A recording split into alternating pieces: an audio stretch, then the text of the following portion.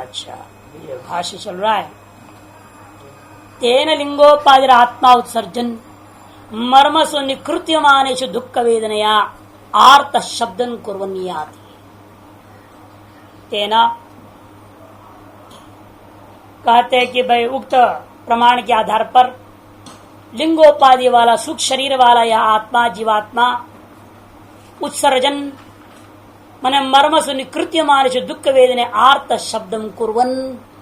उत्सर्जन का अर्थ है मर्म देशों से निकृत्यमान अलग होता हुआ प्राणों के कारण से दुख वेदनया दुखानुभूति के कारण से आर्त पीड़ित होकर के शब्दम कुर्वन।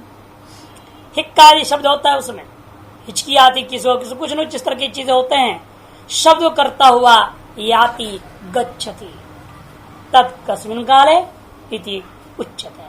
वह भी किस काल में होता है, इस बात को मंत्र शेष में कहा गया था, यत्र एतद् भवति इत्यादि। एतदिति क्रिया विशेषणम यत्र ऊर्ध्वच्छ्वासी एतद् भवति। ऊर्ध्वच्छ्वासी यत्र माने ऊर्ध्वच्छ्वासित्वम अस्य भवति इत्यर्थ। जिस समय इसके प्राण ऊर्ध्व की ओर निकलने को तैयार हो जाते हैं उस समय की बात है। दृश्यमानस्यापि अनुबोधनम वैराग्य तो ये तो हर जीव अनुभव करता है, उसको बोलने की जरूरत क्या।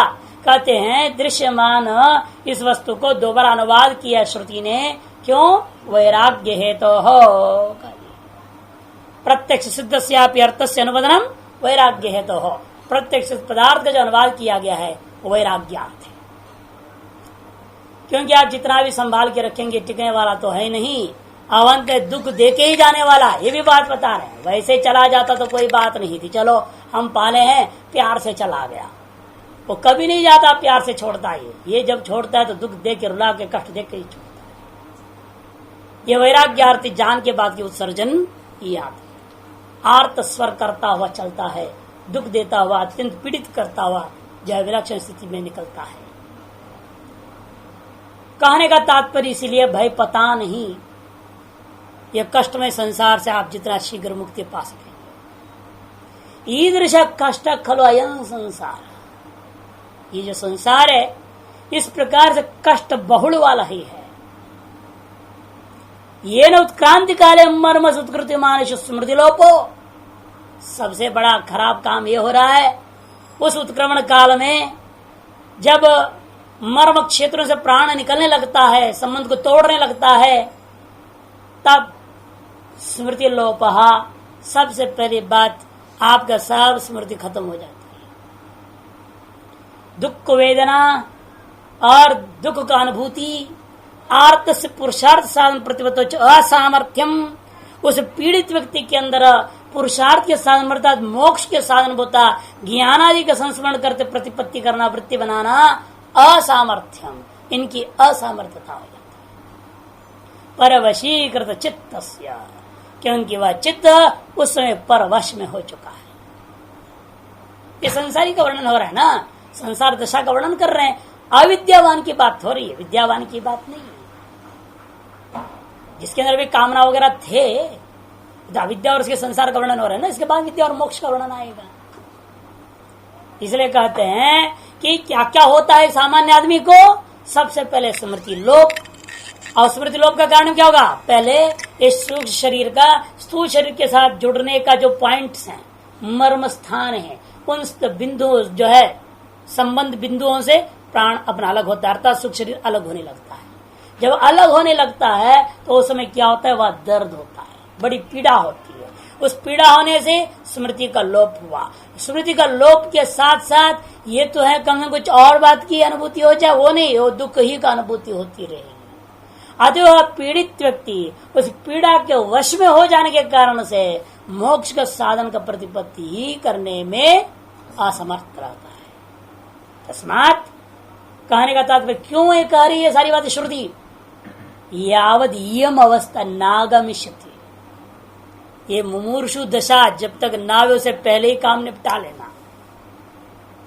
मोरण दशा नहीं, हमारे बंगाली महात्मा एक थे मनीषानंद जी, तो यही कहते मोरण दशा, मरण दशा नहीं मोरण दशा बोलते थे। मरण दशा मुमूर्षु दशा, मुमुक्षु दशा लगे मुमूर्षु, मुमूर्षु मने मरणेच्छु, उस स्थिति में पहुंचने से पहले, बल्कि आगे कहेंगे बुढ़ापा से भी पहले कर देना, क्योंकि बुढ़ापा में भी यहाँ दर्द वहां दर्द, अभी बैठने में 25 बार पैर इधर उधर करना पड़ रहा है, तो बाद में क्या कहना है या नहीं।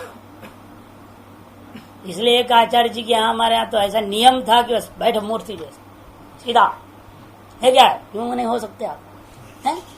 आलसी आ गया, वो तमगुण है, आ गया तमगुण है, ये देखो यूं हो गया, क्यों ये सत्वगुण है बोलते थे।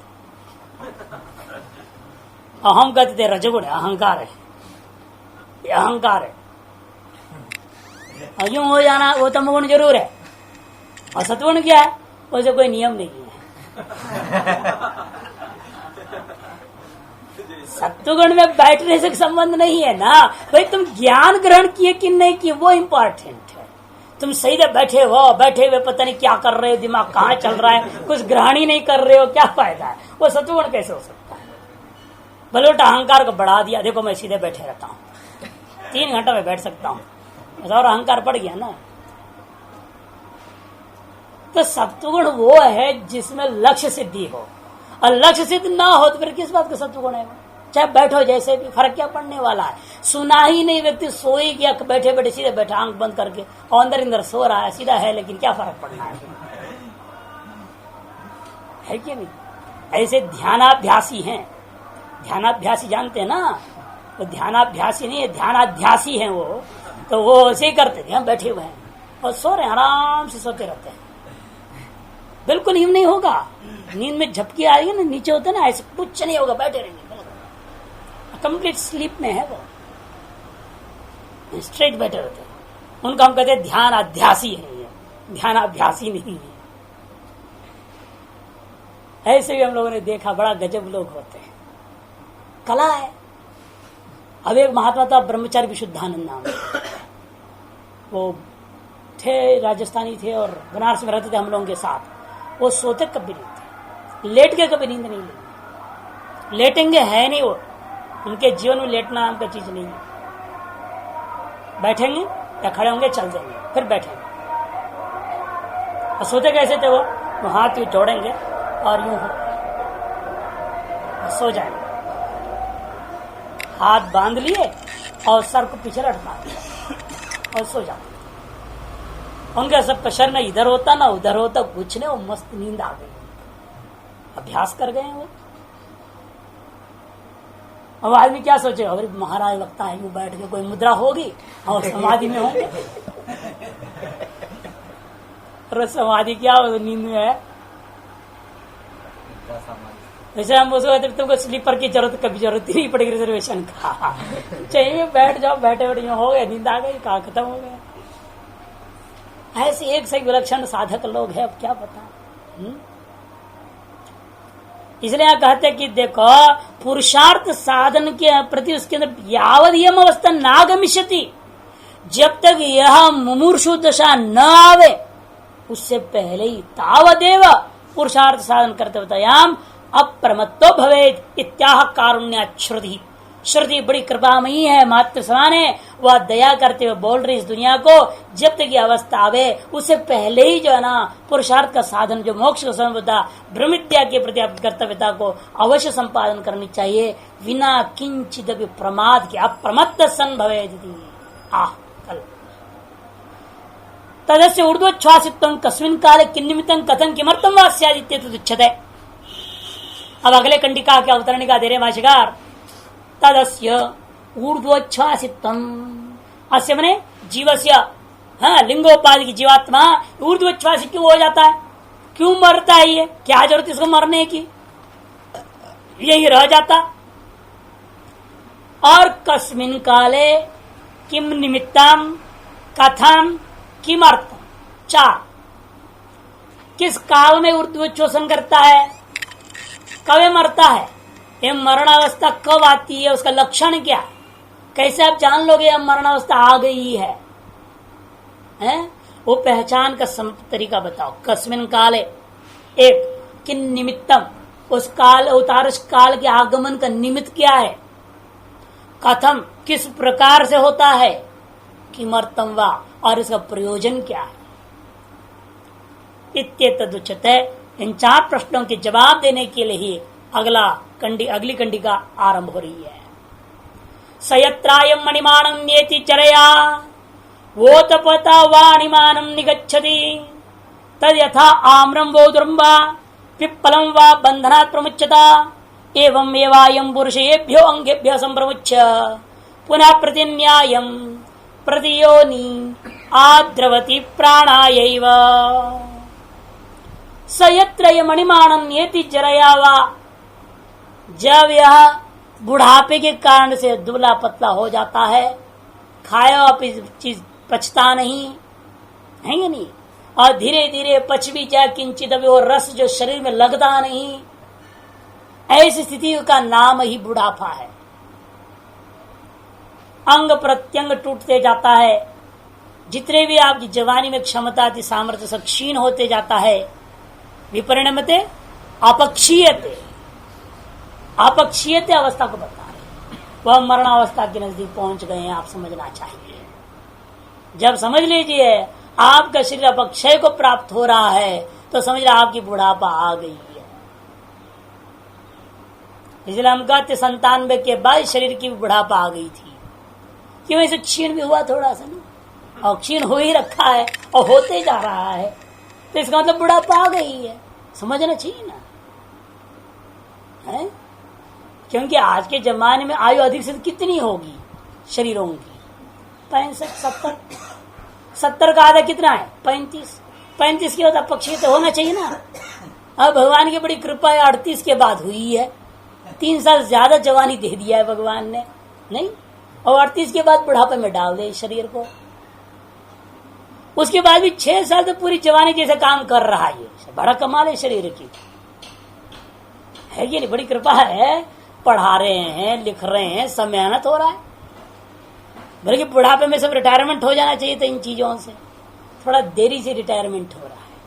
नहीं, 1 साल और लगेगा, लगभग 1 साल तो नहीं लगनी चाहिए, जल्दी हो जाएगी, 7-8 महीने के बाद ही रिटायरमेंट हो जाएगा। नहीं तो होना चाहिए जल्दी। तो ये क्यों? बुढ़ापा आ गई है, मोरण दशा आ गया, बोल रहे श्रुति के अनुसार जो है मोरण दशा आ गया है। अथवा दूसरा उपतपता हुआ, ये भी घटता है शरीर में, डायबिटीज आ गया। उपतपता हुआ अनिमानम निगच्छति, रोग आदियों के कारण से सूक्ष्मता को जो है कृशता को प्राप्त होते जाता है, वो भी आ गया ना इस घर में। इस घर में डायबिटीज माँ बीमारी आया है, और माँ बीमारी का काम उसके 5 बड़े प्रमुख मित्र होते हैं। पहले ये आता है, धीरे से प्रेम करता है और घर में बस जाता है, फिर उसके बाद 5 मित्रों को बुलाता है, इसके 5 परम मित्र, और 5 एक के बाद एक आएंगे यहाँ और फिर इसको खत्म कर देंगे। हम मूर्ख हैं, वो समझते नहीं, अरे तुम आए हो तो मौज करो, रहो ना आनंद से, क्यों खत्म करने जा रहे हो? वो आके रह करके खत्म ही कर देते, अपने घर को बर्बाद कर देते। तुम्हारा घर है, तुम संभालो, अब तक हम संभाले हुए थे, अब तुम आए हो मेहमान बन के, तुम संभालो ना।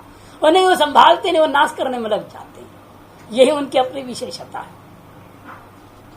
वो हार्ट अटैक का आएगा प्रॉब्लम, ब्लड प्रेशर आएगा इसके साथ, किडनी खराब होती है इसके साथ, और एम्पुटेशन में जब शरीर पैर वगैरह में एकदम कमजोरी हो जाता है, चल नहीं पाएगा, और अंत में पेट खराब हो जाए, दस्त लगे रहता है हमेशा। कुछ भी खाए श्वास सुर निकलेगा, खाओ सुर निकलेगा, और लगेगा ही नहीं शरीर को। तो ये 5 बीमारी इसके परम मित्र, अभी एक एक करके आ रहे हैं, धीरे धीरे पहचान में आ रहे हैं, धीरे धीरे ना। इसलिए भी भगवत श्रुति के हिसाब से रिटायर्ड होना चाहिए कि नहीं होना चाहिए? बताओ, रिटायर्ड होना ही चाहिए ना। तद यथा आम्रम व उदुम्रम व पिप्पलम व बंधनात् प्रमुच्यता, कहते उसी प्रकार से तब ये शरीर छूटता है जिस प्रकार से आम का फल पकने पर गिर पड़ता है। होता क्या है? रस सूख जाते, उसके डंठल क्या होते हैं? धीरे धीरे सूख जाते हैं। लेकिन विलक्षणता है आम के दृष्टांत में, डंठल पेड़ में रह जाता है, फल फल गिर जाता है। डंठल कहाँ रह जाता है? वो पेड़ में रहता है और फल मात्र गिरता है।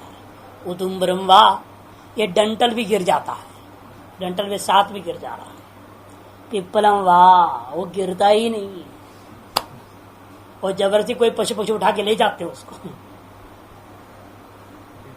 पीपल का फल कैसे गिरेगा? अपने आप पकने के बाद गिरता नहीं, वो आंधी तूफान आनी चाहिए तब वो गिरेगा। और सूखा वहीं खड़ा रहेगा, खड़ा ही रहेगा, गिरेगा नहीं अपने आप। फल भी सूख जाएगा वहीं पे, गिरेगा नहीं। ये विचित्रता है उसकी। तब गिरता है जब आंधी तूफान आ जाता है, अब कोई पक्षी गिरा देता, कुछ हो जाता है। इसे जान के 3 दृष्टांत है, डंटल रहित, डंटल सहित और बिल्कुल नहीं, लेकिन फिर भी मृत है, सूख गया। आम्रम वा उदुम्बरम वा पिप्पलम वा बंधनात् प्रमुच्यते है, लेकिन फिर भी वो फल सूख जाने से क्या हो गया? उसका बंधन पे मूल स्रोत है, उसे पृथक हो चुका है। एवं एवं पुरुष एभ्यो अंगेभ्य संप्रमुच्य, उसी प्रकार से पुरुष पूर्व समस्त अंगों से अलग हो जाता है। डंटल क्या है? इन अंगों में जहां इसका जोड़ है, मर्म स्थान, वो इसके डंटल है, वहां से अलग हो जाता है। और प्रति न्यायम, जैसे इसमें आया था वैसे लौट के निकल जाता है। निकल के प्रति योनि योनिम योनिम प्रति, प्रत्येक अनेक योनियों में आद्रवती चला जाता है। क्यों? प्राणायैव, यादृश प्राण विशिष्ट स्थिति यहां पर प्राप्त किया था, तादृश प्राण विशिष्ट स्थिति प्राप्त्यर्थ अन्य योनियों में चला जाता है। जिस प्रकार से प्राण से विशिष्ट शरीर में उसने आनंद भोगा है, उसी प्रकार सांसारिक भौतिक पदार्थों के आनंद भोगने के लिए वह दूसरे शरीर में प्राण विशिष्ट होने के लिए ही जाता है। प्राण की स्थिति को प्राप्त करने के लिए या प्राण की अभिव्यक्ति के लिए वह चला जाता है। सूक्ष्म प्राण रहता है, लेकिन वो अनभिव्यक्त अवस्था में, अभिभूत अवस्था में, वहां रहने वाला प्राण कुछ भी खा पी मौज नहीं कर सकता। इसलिए भूत प्रेत क्या करते बेचारे? आप पर सवार हो जाते हैं। जब उन्हें कुछ खाना पड़ता है तो क्या करेंगे? किसी पे चढ़ जाएंगे, और उसको भूख लगती है, वो अपने खूब खाएगा, और खाने के बाद लेटता है 2 मिनट और भूत चला जाता है, और फिर आदमी कोई कभी हाल भूख, कौन खाया? वो भूत खा लिया था, अब हमको चाहिए बोलेगा वो। पहले जो खाया तो भूत ने खाया, अब मैंने तो खाया नहीं था, अब मेरे को भोजन दो। अब जो बाद में खाएगा उसे पेट भरता उसको। ऐसे भूतों के साथ देखा। तो इसलिए कहते वो योनिया, वो सुख शरीर इस तरफ के हैं, प्राण जरूर है, लेकिन प्राण ऐसा अनभिव्यक्त होता है, वो शरीर में रहकर अपने आप को पूरा नहीं कर पाता, और यहां आकर के अभिव्यक्त होता है और इच्छाओं की पूर्ति कर लेता है स्थूल शरीर में। इसलिए स्थूल शरीरांतर प्राप्त्यर्थ योन्यंतर में चला जाता है, यह प्राण अपने अभिव्यक्ति के लिए। देखिए भाष्यकार समझाते हैं, स्वयं प्राकृत श्रप पाण्यादिमान पिंडो, वह यह जो प्राकृत हाथ पैर आदि वाला जो पिंड है, यत्र मन यस्मिन काले अनिमाणम अणोर भाव अणुत्तम कार्षम इत्यर्थ, जिस समय यह शरीर धीरे धीरे कृष्णता को प्राप्त हो जाता, अनिमा ने दुबला पतला होते जाता होते जाता होते जाता, नित्य में निगच्छ नितराम गच्छति। निश्चित रूप में ये नहीं कि टेम्पोररी हो गया फिर बाद में खा पी के तगड़ा हो गई, युवावस्था में भी हो जाता, कभी कभी बीमारी हो गई तो खाना पीना छूट गया, दुबलो पतला हो जाते, कमजोर। जैसे एक ब्रह्मचारी आते थे पाठ भरिया दस्त हो गया 5-6 दिन से, अब चल ही नहीं पाते, सर में चक्कर आ जाता, इतने कमजोर है, लेकिन जवान है, 28-30 साल का है। अब फिर खाएंगे पिएंगे, स्वस्थ हो गए हैं, दस्त बंद हो गया है, अब खाएंगे पिएंगे तो कुछ दिन के बाद फिर सही हो जाएंगे। लेकिन उस कृष्णता की बात नहीं कर रहे हैं, जो तात्कालिक कृष्णता की बात नहीं, निगच्छते नितराम अणिमाणं गच्छति, चलते चलते मरण पर्यंत खत्म होने तक जा रहा है। किन निमित्तम, क्यों ऐसे कृष्णता को प्राप्त करते जा रहा है? कहते जरया वा स्वयमेव काल परिपक्व फलव जीर्ण कार्श्यं गच्छति। कहते कि जैसे जरया वा, या तो बुढ़ापे के कारण से जा रहा है, स्वाभाविक है वो, इसके स्वयमेव काल पक्व फलवत, कालत पका हुआ फल के समान जीर्ण कार्श्यं गच्छति। उपतपति थी, अथवा दूसरा उपतपता प्रयुक्त हुआ, उपतपति इति उपतपन ज्वरादि रोग, कौन उपताप करता हुआ रहने वाला ज्वरादि रोग, तेन उपतपता हुआ, उनके द्वारा उपताप प्राप्त करते हुए। क्योंकि उपतप्य मानो ही रोगेण विषमाग्नितया अन्नम भुक्तम न जरयति। क्योंकि उपताप जब होता है रोग के कारण से क्या हुआ, आपके अंदर जो अग्नि है वो विषम अवस्था को प्राप्त हो जाता है। जब अग्नि विषम हो जाए, खाया हुआ पिया हुआ माल टाल जो होता है वो पचता नहीं है। ततो अन्न रसिन अनुपचीयमान पिंड, इसलिए अन्न का रस के द्वारा उपचय माने अभिवृद्धि को पिंड प्राप्त नहीं करता। कार्श्यम आपद्यते, तब वो कृशता को प्राप्त होता है, दुबला पतला हो जाता है, जीर्ण शीर्ण हो जाता है। उसी को उपतपतवा इति इत्यादि से कहा गया। अणिमानन निकच्छति, उपतपतवा इति अणिमानन निकच्छति, इसलिए उपताप को प्राप्त करता हुआ यह सूक्ष्मता को प्राप्त कर जाता है। यदा अत्यंत कार्शम प्रतिपन्नो, जब अत्यंत कृशता को प्राप्त कर जाता है, जराज निमित्त ही तदा ऊर्ध्वोच्छ्वास भवति करता, उसी समय ऊर्ध्वोच्छ्वास है ना। किम निमित्तम कस्मिन कार्य, दोनों बात हो गया। जब ज्वरादि निमित्त है, इनसे कृशता को प्राप्त हो गया और उससे आगे पुरुषार्थ करने में असमर्थ हो गया, उस काल का नाम ऊर्ध्वोच्छ्वास है। यदा ऊर्ध्वोच्छ्वासी तदा भृश आहित संभार शकटवत उत्सर्जन याति, अपूर्वान्वय कर दिया। जब एतादृश ऊर्ध्वोच्छ्वासी काल आता है, उसी समय भृश आहित संभार शकट के समान पूर्व दृष्टांत से उत्सर्जन शब्द करता हुआ निकल पड़ता है दुख के साथ। जरा विभव रोगादि पीड़नम कार्श्यापत्तिश्च शरीरवत अवश्यम भाविनयेते अनर्थ इति वैराग्य इदम उच्यते। यह भी बात पुनः वैराग्य के लिए ही कह दिया है। समझो, जरा की तरह अभिभूत हो जाना, रोग आदि से पीड़ित होना, ये तदर्थ कार्शता जो प्रयोजन जो फल रूपेण प्राप्त होने वाली कृशता, असामर्थ्यता, यह सकल शरीरवानों में अत्यंत अवश्यम भावी है। इसको कहने की क्या जरूरत थी? कहते ये ते अनर्थाय, लेकिन ऐसा पदार्थ आनंददायक नहीं है, मोक्षदायक नहीं है। हाँ, जितनी बुढ़ापा आती उतनी पूजा सम्मान जरूर बढ़ेगा दुनिया में, होता है ना। जवान महात्मा तो कहेंगे खतरा बोलेंगे, बूढ़ा महात्मा सफेद दाढ़ी है, हट बढ़िया, ये महात्मा बुलाएंगे सम्मान करेंगे। नहीं, जवान से तो सबको खतरा लगता है। बुढ़ापा जो एक ही चीज में अच्छा है, बुढ़ापा क्या, दुनिया से पूजा कराने, दुनिया से सम्मान मिलेगा, पूजा होएगी अच्छी तरह से। कई लोग तो जल्दी बाल सफेद भी कर लेते इसी चक्कर में। क्या करे, वो कहते हैं कि कोई पूछता ही नहीं हमको, क्या करे, इसे बाल पहले सफेद कर दो तो लोग समझेंगे बूढ़ा है, बड़ा सम्मान करेंगे। तो कहते ये अनर्था इति वैराग्याय इदम उच्यते, वैराग्य के लिए इन बातों का कहा गया है। यदा असौ उत्सर्जन यादि तदा कथम शरीरम विमुंचति इति दृष्टांत उच्यते। जब वह उत्सर्जन करता शब्द करता हुआ निकलता है, तब उस शरीर को किस प्रकार छोड़ता है उसको भी दृष्टांत से बताया गया। तत्र यथा आम्रम वा फलम उदुम्बरम वा फलम पिप्पलम वा फलम इति विषम अनेक दृष्टांत पादानम मरण से अनियत निमित्तत्व ख्यापनार्थ। विषम अनेक दृष्टांत क्यों दिया? मरण का निमित्त एक नहीं, भले बता दिया रोग और बुढ़ापा, मुख्य रूपेण दो नाम ले लिया, लेकिन भरोसा नहीं कैसे आता है, कभी भी आ सकता है। सदा अपने पास मौत विद्यमान है और उसका टाइम किसी को पता नहीं। विचित्रता ये है, घड़ी है लेकिन अलार्म नहीं है। घड़ी तो सबके पास है, लेकिन अलार्म के बिना है, वो बताता ही नहीं मैं आ गया हूं, टाइम हो गया तुम्हारा चलने का, वो खट से आ जाता है।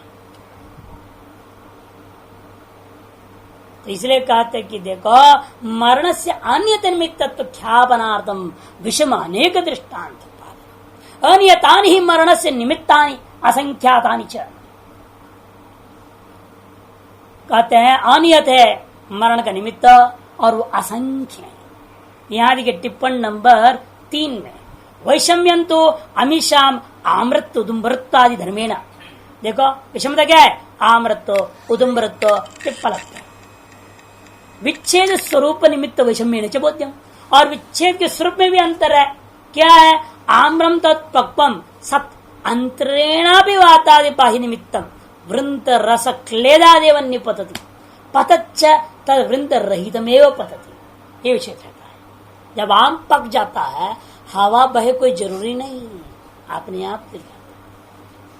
हवा की भी चलने की जरूरत नहीं उसको। और गिरता भी कैसे है? बिना डंक का गिर जाता है। उदुम्बरम वृंतेन सह वातादिना। उदुम्बर गिरता कैसे? डंटल के साथ। वे वातादि चलेगा तब, अपने आप नहीं गिरता। और पिप्पलम पक्वम शकुंतादिरेव पात्यते नवात मात्रे नहीं। और पिप्पल का क्या है? पकने बाद तो गिरते ही नहीं, चाहे वात आवे चाहे कुछ भी आवे, और केवल शकुंतादि पक्ष आदि के द्वारा ही जैसे दूसरी जन्नयन कर दिया जाता है। ये तद्वे वैराग्यार्थम एवं भाष्य में यह भी बात क्यों कहा जा रहा है? निमित्त का भरोसा नहीं। इसका मतलब अभी भी हो सकता है, बोलते बोलते हो सकता है, हंसते हंसते हो सकता है, कोई भरोसा नहीं। चलते चलते गिर जाएंगे, खत्म। सोते सोते सो ही जाते हैं, जगते ही नहीं। ऐसे भी बहुतों के साथ हो गया। इसलिए कहते भरोसा नहीं, वेदांत पढ़ लेना जल्दी से जल्दी। इसलिए हम भी यहाँ पर कहते हुए लगातार पढ़ा देते हैं, जल्दी निपटाओ। क्या पता एक पढ़ा करके छोड़ दो, तपन महाराज जैसे इतने में खत्म हो जाएगा तो फिर गड़बड़ होगा। नहीं, एक पढ़ा दी ईशावास में कहा जाओ 2-3 महीना अभ्यास करके तब आना, तो समझ आओगे 2-3 महीने के अंदर मर जाएगा। तो इसे लगातार पढ़ दे जाओ, सुनते जाओ, इस बीच में मर भी जाओ, चिंता नहीं, सुन करके तो मरा, तो लगातार सुना दे। तैयार करो अपने आप। नहीं, यस्मादेम अनेक मरण निमित्तवान तस्मात् सर्वदा मृत्यु आश्चर्य वर्तते। देखो, जिसलिए ये अनेक मरण के निमित्त वाला है ये शरीर, इसलिए मानो एक तरह से मृत्यु उसके मुख में सदा विद्यमान। बंधनात् बध्यते येन वृंतेन सह स बंधन कारण रसो यस्मिन् वा बध्यते इति वृंतम एव उच्यते बंधनम। यह डंटल कोई बंधन शब्द से प्रयोग कर दिया मंत्र में। वृंत कहते हैं डंटल को, जिससे फल लटका रहता है, वो जो डंटल का भाग है। और उसी को बंधन के पर तुलना कर दिया श्रुति ने। क्यों? क्योंकि बंधनात् बध्यते येन वृंतेन। बंधनात् की व्याख्या कर रहे, बध्यते येन वृंतेन सह, जिस वृंत के साथ तो बंधता है, सब बंधन कारण हो। वह बंधन का कारण कौन है? वास्तव में डंटल भी नहीं, डंटल विद्यमान रस है। रसो, वो रस ही वास्तव बंधन का कारण। रस निकल जाए वहां से तो खत्म मामला। मैंने डंटल क्यों कहा दिया? यस्मिन् वा बध्यते, विग्रह वाक्य। ये न बध्यते से रस में जाएगा, यस्मिन् बध्यते वो डंटल में जाएगा। एक में लक्षणा से डंटल में रस जिसमें रहता है वो हो गया डंटल। ये न करके रस में आओ, फिर रस भी जिसमें रहता है उसमें चले जाओ, अथवा सीधे ही जिसमें बंधा हुआ है उसी का नाम डंटल। सीधे सीधे। तृतीया या सप्तमी, कोई भी वित्पत्ति लीजिए, मर्जी अपनी। यदि वृंतम में उच्चते बंधनम, इसे वृंत को ही बंधन शब्द से कह दिया गया। तस्माद रसाद वृंताद्वा, इसे रस से अलग हो रहे मान लो, चाहे वृंत से अलग हो रहे मान लो, बंधनात् प्रमुच्यते, बंधन से मुक्त होता है। फल जिस प्रकार से वातादि अनेक निमित्तम एवं एवं अयम पुरुषो लिंगात्मा, वातादि अनेक निमित्त, क्योंकि वानर सेना भी होता है और बालक सेना भी होता है ना, बालक सेना भी होते हैं। वानर तो है ही, बंदर तो बंदर है ही है। एक बाल बाल छोड़ते हैं क्या? अनाड़ी बच्चे ये भी घुस जाएंगे मकान के अंदर, घुस के तोड़ के ले जाएंगे। ये टूटने के तो अनेकों कारण है।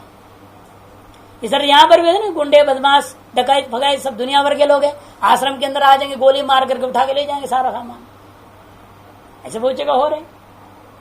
महात्मा को मार देते हैं, पहले गांव में बड़ा स्वागत करते हैं, महाराज आप तो भगवान आ गया हमारे गांव में, साक्षात इतने बड़े अच्छा हुआ, ये वो स्वागत करेंगे खूब। जैसे देखेंगे बाबा का बोल मालताल हो गया, फिर खत्म कर दिया।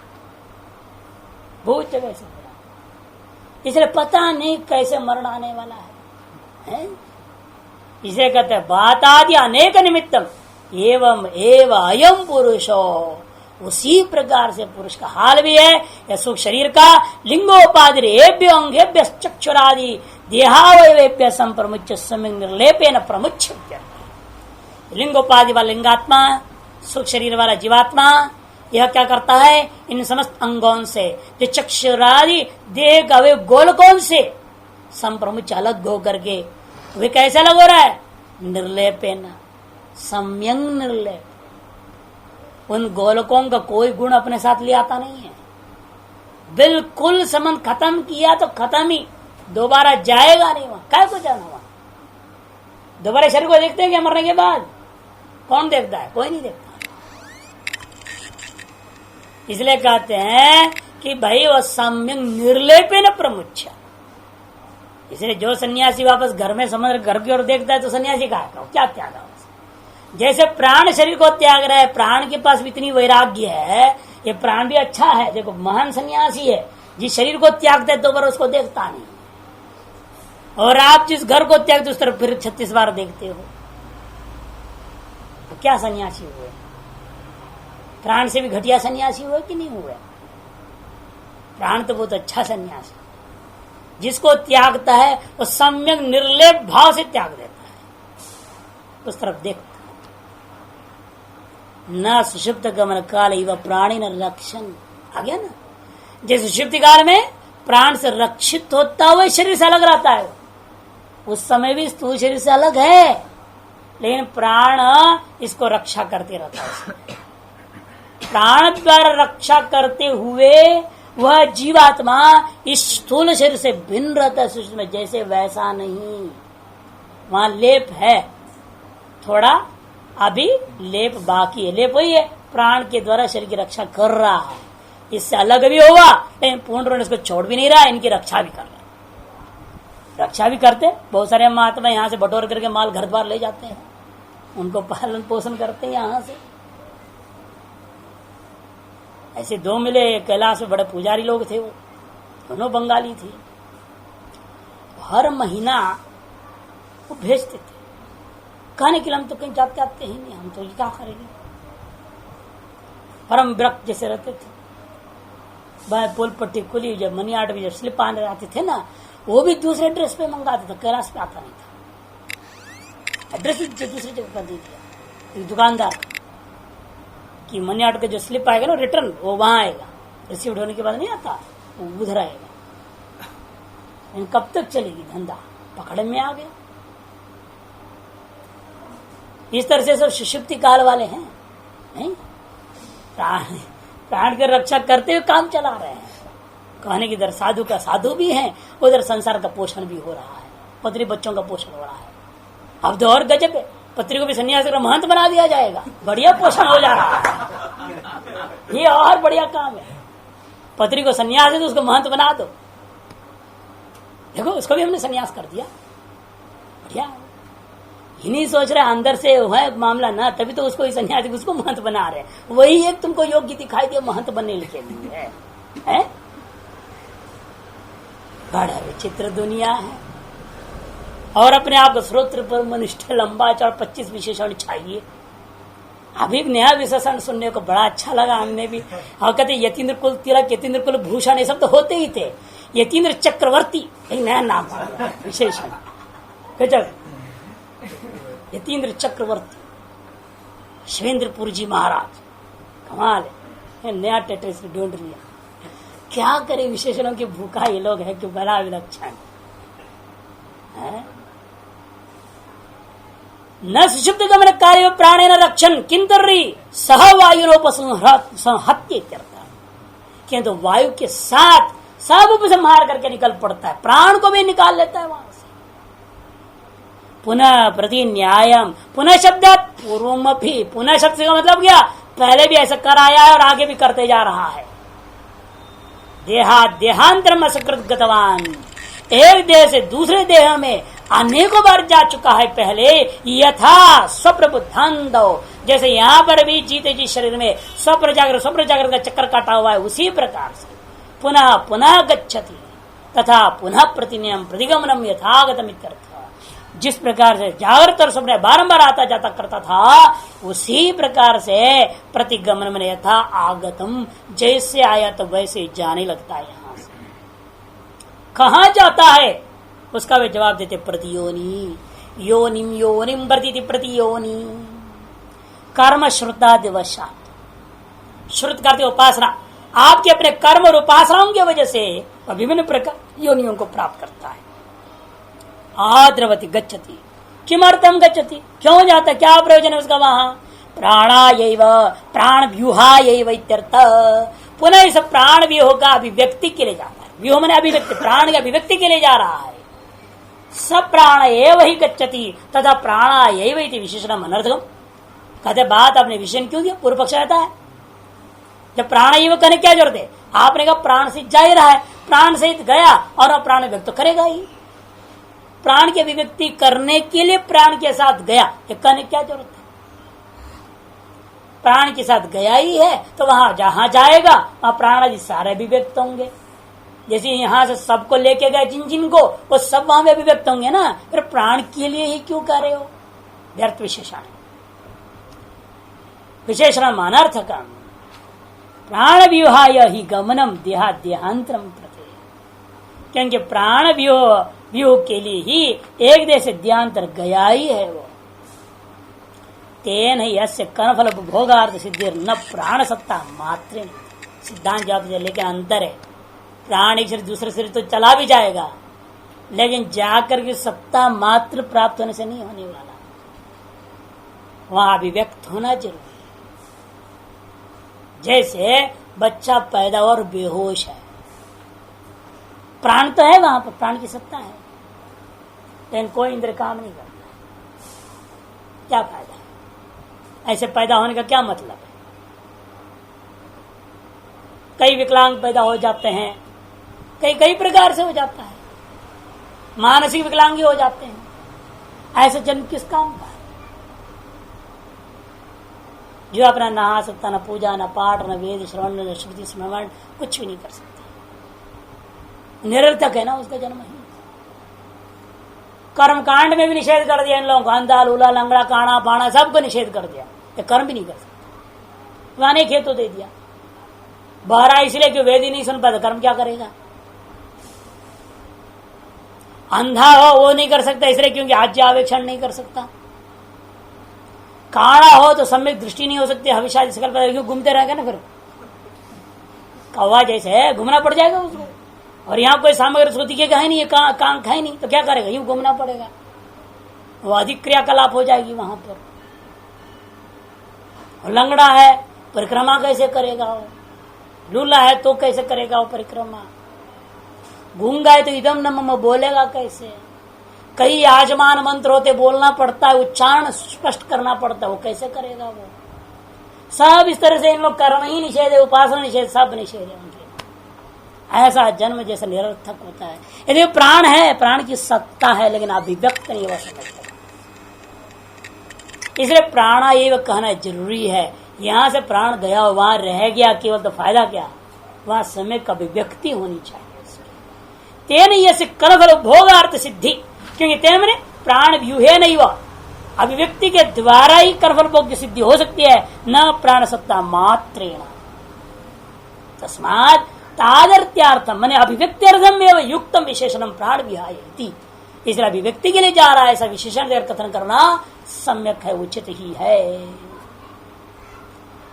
तत्रास्येदं शरीरम परित्यज्य गच्छतो नान्य से देहांतर से उपादाने सामर्थ्यम अस्ति देहेंद्र वियोगा।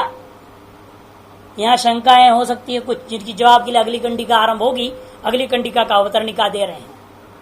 तत्रास्येदं शरीरम परित्यज्य, अस्या सूक्ष्म शरीराभिमानी जीवात्मा इदम शरीरम परित्याग करके चला, यहां से चलने के बाद अन्य से देहांतर से न उपादान सामर्थ्यम अस्ति, अन्य जो है ना शरीर के उपादान न करने का भी सामर्थ्य माननी चाहिए। देहेंद्र वियोगा, कि देह और इंद्रिय का वियोग हो रखा है और अगला देहेंद्र नहीं मिले, ये भी हो सकती है।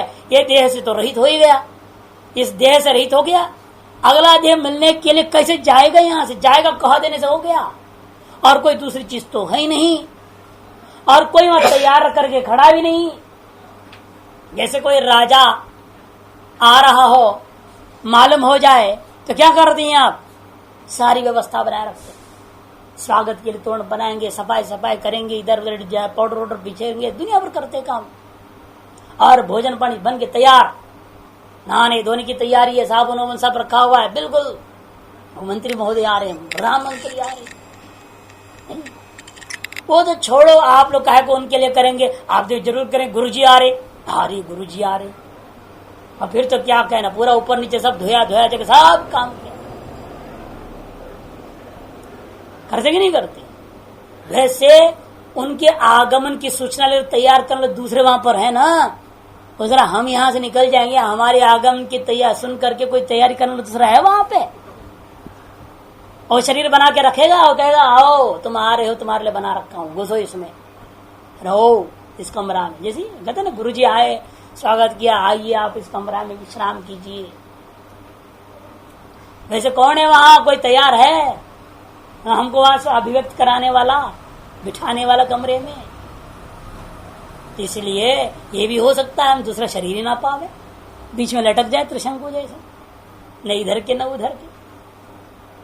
पूर्व पक्ष बड़ा सुंदर, नान्य से देहांतर से उपादन सामर्थ्यम अस्ति देहेन्द्रिय योगा वियोगा न चान्य से वृत्तिस्थानीय गृहम इव राज्य शरीरांतरं कृत्वा प्रतीक्षमाणः विद्यन्ते। आगे ना, अस्य वृत्तिस्थानीय अन्य, इसके नौकर के समान जो है, जैसे जो है राजा के प्रति घर आदियों में शरीरांतरं कृत्वा प्रतीक्षमाणः, शरीरांतर निर्माण करके और प्रतीक्षा करता हुआ कोई नहीं मिलता। अतएव सदी कथम शरीरांतर उपादानम, ऐसे तुम्हें ये शरीरांतर को कैसे ग्रहण कर पाएगा? उच्चते सर्वैस्य जगत स्वकर्म फलोपभोग साधन तो पात्र। जवाब ये वाकई में एक शरीर ही केवल उसने कर्मफल भोग के लिए ग्रहण नहीं किया है, सारा जगत ही जीव के कर्मफल भोग के लिए ही है। इसलिए यहां जितना कर्मफल भोग तो कर लिया, उसके आगे में जिसमें कर्मफल भोग करना होगा उसमें अपने आप जाते रहेगा। जरूरत यहां कोई दूसरा खड़ा रहे, स्वागत के लिए बिठावे, या नहीं मिलेगा बात नहीं है, दूसरा नहीं है इसके लिए ऐसी बात नहीं है कि सारा जगत ही इसके लिए है तो दूसरा नहीं है कैसे कह दोगे? सारा जगत ही आपके लिए बना हुआ है, अपने लिए बना हुआ, अपने कर्मों के वजह से बना हुआ, उसको उपभोग करने के लिए यहां पर विद्यमान है। तो इसलिए आप कर्मफल भोग जिसमें होना होगा उसमें आपका संबंध स्वतः ही हो जाए, वो आपका हो जाए। इसलिए कहते देखो, सर्वम ही जगत अस्य स्वकर्मफल भोग साधनत्वायुपात्तम स्वकर्मफल भोग अयम प्रवृत्त, और स्वकर्म फल को भोग करने के लिए ही यह जीवात्मा देहांतरम प्रति प्रवृत्त प्रतिपित्सु हो, एक देह से प्रवृत्त होकर के देहांतर को प्राप्त करने का इच्छुक हो रखा है। तस्मात् सर्वमेव जगत स्वकरणा प्रयुक्तम तत्कर्म फलोपभोग योग्यम साधन कृत्वा प्रतीक्षत एव। एक तरह से हम ये कह सकते हैं कि सारा जगत ही हमारी प्रतीक्षा कर रहा है, सारे जगत प्रतीक्षा कर रहे हैं, और वाकई प्रतीक्षा करते रहते हैं ना। अब गर्भिणी का दर्द जैसे शुरू हो जाता है, छटपटाहट पूरे घर में हो जाती है, अब कब होगा, लड़का होगा लड़की होगा, कौन आ रहा है देवता, लड़का आ रहा है कि लड़की आ रही है, लगे रहते ना। अब जैसे वहां पर रोने की आवाज आए, धाई आए, झट सब चिपक जाते, क्या हुआ बताओ, लड़की हुई ठंडे पड़ जाते, लड़का हुआ तो खुश हो जाती है। तो स्वागत करने के लिए थे कि नहीं थे सारी दुनिया आपके लिए? तो कैसे कहते कोई नहीं था? हाँ, कि सारा जगत ही आपका स्वागत करने के लिए तैयार है। क्यों? आपके कर्मफल भोग के लिए तो जगत बना हुआ है। वही करे कि देखो, तथा सर्वमेव जगत, सारी जगत स्वकर्मणा प्रयुक्तम, आपके कर्म से प्रयुक्त होकर के आपके कर्मफल को भोग के लिए योग्य साधन बना करके प्रतीक्षा कर रहे हैं। कृतम ही लोकम पुरुषो अभिव्यज्यते इति श्रुते, कृतम लोकम पुरुषो अभिजायते इति श्रुते। यथा स्वप्न जागृतम प्रतिबिंब, या स्वप्न से जागृत की ओर जब आने लगते हैं, क्या ये शरीर मना करता है आपको आने में, कि बड़ा खुशी से स्वागत करता है? उसी प्रकार से शरीर से शरीरांतर में जब व्यक्ति जाता हुआ को भी यह सारी दुनिया ही उसके स्वागत में तैयार है कि ओम पूर्णमदः पूर्णमिदं